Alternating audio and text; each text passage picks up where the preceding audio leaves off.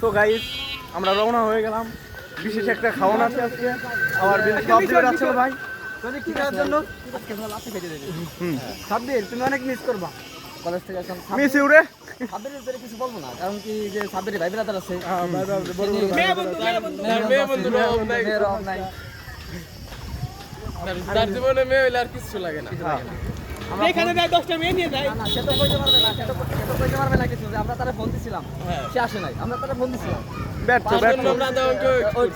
তাহলে একটা মানুষের জন্য 10টা মানুষের সন্তুষ্ট করা যায়।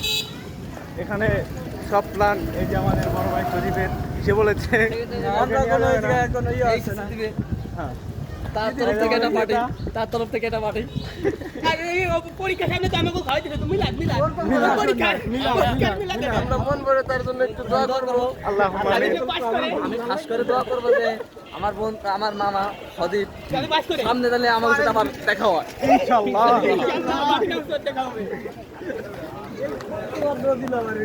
কে দেও পাস